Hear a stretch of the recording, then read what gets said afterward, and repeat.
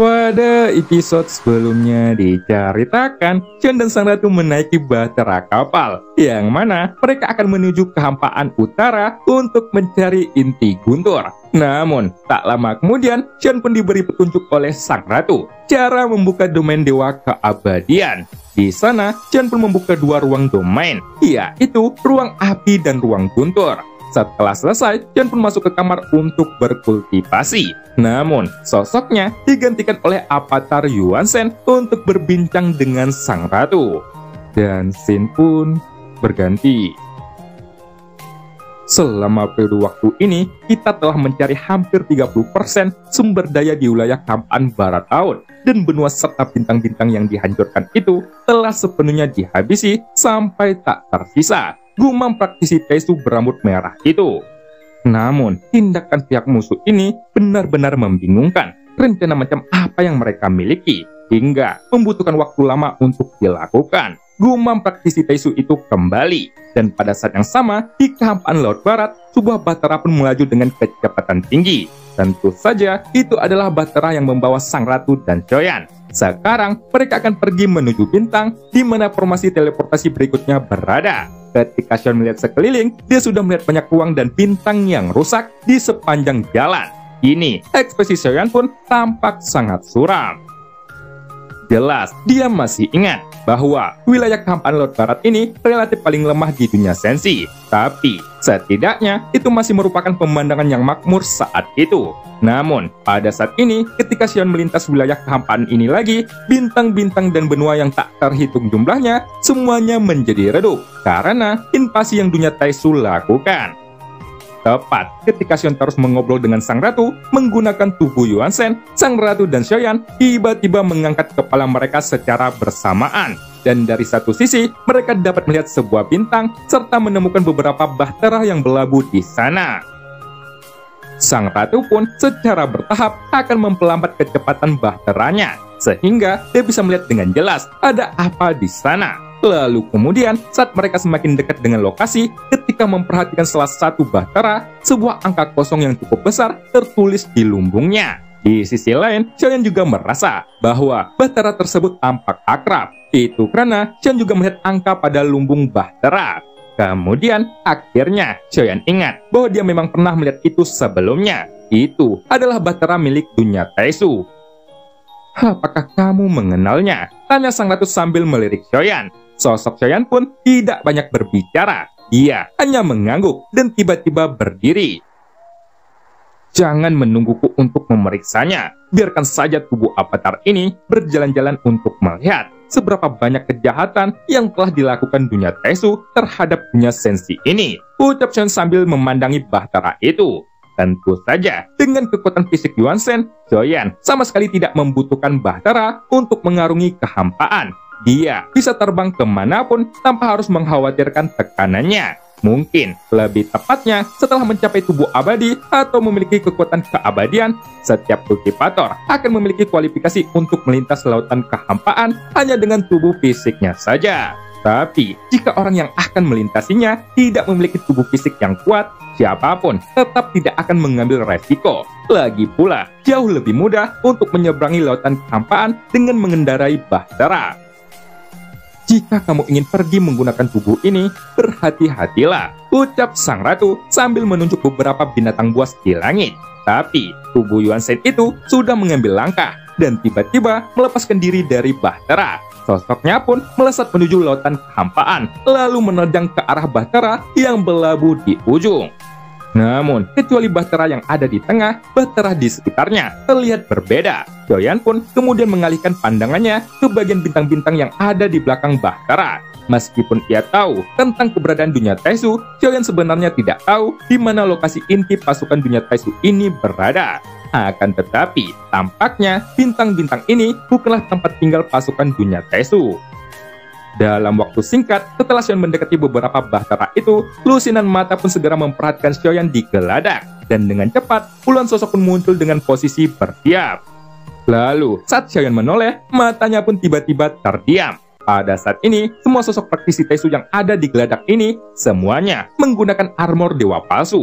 Dengan sekilas, dan bisa mengenali seberapa kuat mereka. Dan memang itu adalah tanda khusus dari setiap pasukan. "Oh, akhirnya kamu datang ke sini," ucap seseorang dari Bahtera sambil berteriak. Entah siapa sosok itu, akan tetapi tampaknya dia sudah memprediksi bahwa Xian akan datang dan sudah menunggunya cukup lama.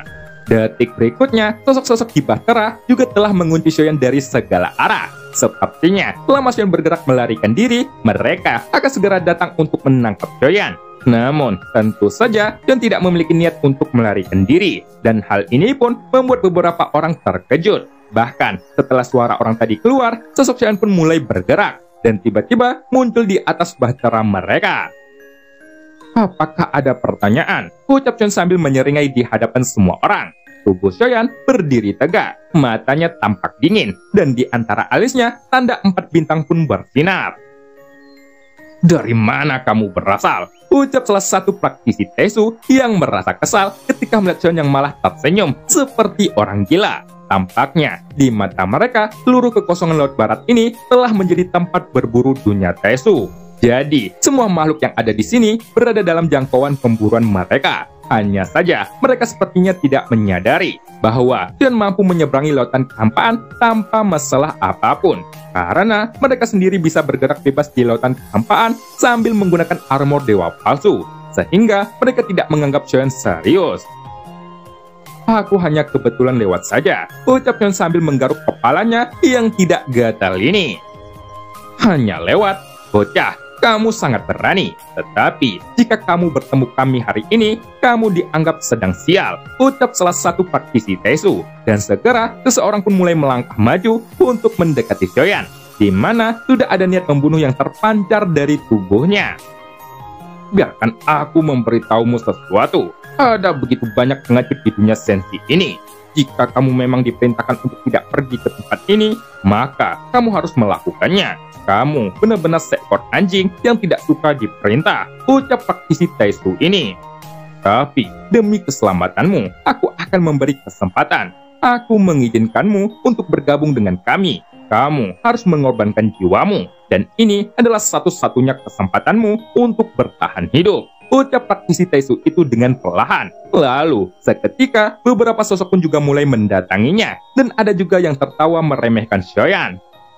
"Tunggu sebentar, aku setuju jika membiarkan dia bergabung dengan dunia Taesu. Tetapi, jika dia tidak menghormati kita, dan bahkan tidak tahu cara menunggang kuda, maka dia harus berlutut dan meminta maaf. Aku ingin dia memiliki ingatan buruk yang panjang. Lagi pula, harus ada beberapa aturan," ucap praktisi Taesu yang ada di sampingnya. "Oh, benar sekali. Biarkan dia berlutut dan meminta maaf, karena sudah melanggar aturan," ucap praktisi Taesu lainnya sambil berteriak. Kini, ada suara-suara yang menusuk telinga dan tawa di atas Bahtera. Namun, wajah Xian menunjukkan ekspresi acuh tak acuh. Kemudian, ketika semua orang menyadari bahwa sosok Xian tidak bergerak, pria itu pun tiba-tiba memposisikan dirinya untuk lebih dekat dengan Xian, dan mata praktisi Taesu di depannya pun menjadi sangat dingin. "Aku sudah bilang kepadamu untuk berlutut. Apakah kamu mendengarkanku?" ucap praktisi Taesu itu sambil meraung di hadapan Xian. Tampaknya, kali ini dia sudah benar-benar kesal. Tapi, sampai saat ini, tatapan Xian pun masih tenang, dan kemarahan praktisi Taesu itu pun tiba-tiba memanjang. Dia langsung menekan bahu Xian dengan keras menggunakan telapak tangannya. Tentu saja, mereka pasti akan menggunakan kekuatan kasar untuk menjatuhkan Xian secara langsung, agar segera berlutut. Jadi, telapak tangan ini tidak biasa dan mengandung kekuatan keabadian. Bahkan, praktisi Taesu itu pun berpikir bahwa tidak apa-apa jika Xian dapat dibunuh dengan satu telapak tangannya.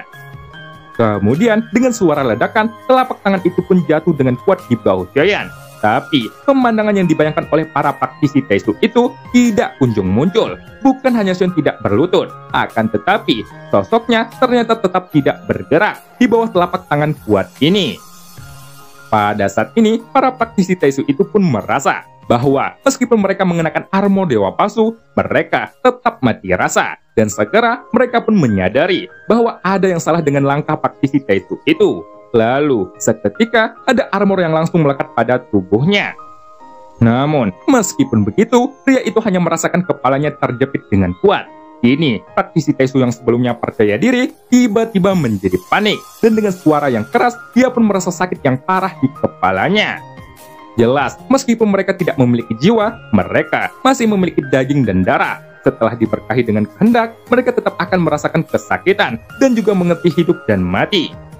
Hei, baiklah, tunggu sebentar, jangan bunuh aku, ucap praktisi Taesu itu. Tapi, sebelum dia bisa menyelesaikan kata-katanya, darah dan tulangnya yang retak langsung meledak. Dan pemandangan tersebut disaksikan oleh banyak orang. Padahal, beberapa saat yang lalu, mereka berbicara tertawa dan dengan sinis melihat sosok Sioyan dengan tatapan merendahkan. Tetapi, sekarang semuanya menjadi gelap. Dan pada saat yang sama, mereka pun bergegas mengenakan pelindung kepala, lalu mundur dengan cepat. Tapi, mereka masih memperhatikan Sioyan dengan sangat waspada. Sementara semua orang menjadi panik, Sioyan rupanya masih santai. Ia tidak terburu-buru setelah menghancurkan kepala orang yang ada di hadapannya. Kemudian, dengan perlahan, Sioyan pun mengubah armor di tubuh pria itu menjadi sebuah bola, lalu menyimpannya di dalam sebuah cincin. Baiklah, sekarang siapa dari kalian yang ingin berlutut? Atau apakah masih ada sosok pemberani yang memintaku untuk melakukannya? Ucap Sioyan sambil memiringkan kepalanya dan mengibaskan telapak tangannya ke samping. Namun, pada saat ini, dia tidak dapat mendengar sarkasme atau cibiran apapun. Padahal, para pasukan praktisi Taesu ini telah membunuh dan menjarah tanpa pandang bulu di wilayah Kampaan Laut Barat dan tidak pernah memperhatikan siapapun. Bagaimanapun juga, mereka selalu bekerja sama. Jadi, setiap pindu-pindunya tidak ada yang bisa menahan serangan yang mengandung kekuatan keabadian. Setelah Sioyan membunuh seorang praktisi Taesu, para praktisi Taesu yang paling dekat dengannya pasti akan berbondong-bondong mendatanginya dan tidak pernah memberikan Sioyan ruang untuk melarikan diri. Seperti kata pepatah, kekuatan saja tidaklah cukup dan kuantitasnya akan datang secara bersamaan. Namun, memang jika jumlah pasukan praktisi Taesu ini sudah mencapai level tertentu, tetap akan sangat sulit untuk menahan serangan yang luar biasa. Bahkan, jika mereka kelelahan, mereka akan kelelahan sampai mati. Sejak Sioyan tiba di dunia Swanyin, dia sudah melihat metode bertarung dari pasukan dunia Taesu ini berulang kali. Oleh karena itu, ketika Sioyan memilih untuk bertindak, dia telah membuat penilaian di dalam hatinya. Tubuh asliku sedang pergi menuju ke ujung utara. Jadi, aku akan membiarkan tubuh avatar ini menemani kalian bersenang-senang. Aku akan membunuh semuanya tanpa pandang bulu. Dan kalian benar-benar pantas untuk mati. Gumam Sioyan. Segera, niat bertarung pun melonjak di matanya. Tentu saja, semua sampah yang ada di depannya ini tidak bisa masuk ke mata Sioyan. Lalu terlihat, telapak kaki Sioyan pun tiba-tiba menginjak kehampaan. Seketika, geladak bahtera yang ada di bawah kakinya bergemuruh karena tidak dapat menopangnya.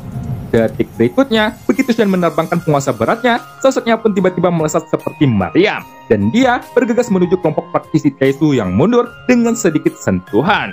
Tidak ada ketegangan dalam pertempuran ini, dan suara pertempuran di bahtera tidak pernah melebihi setengah batang dupa. Tidak hanya itu, dan juga sudah memutuskan bahwa semua praktisi Taesu itu akan musnah, dan semua armor palsu mereka akan dimasukkan ke dalam cincin penyimpanannya tanpa terkecuali. Namun, ada yang tidak beres. Jumlah orang dalam setiap pasukan ini selalu berkisar antara ratusan hingga ribuan saja. Padahal, beberapa bahtera ini cukup untuk membawa puluhan ribu orang. Lantas, mengapa hanya ada sedikit orang?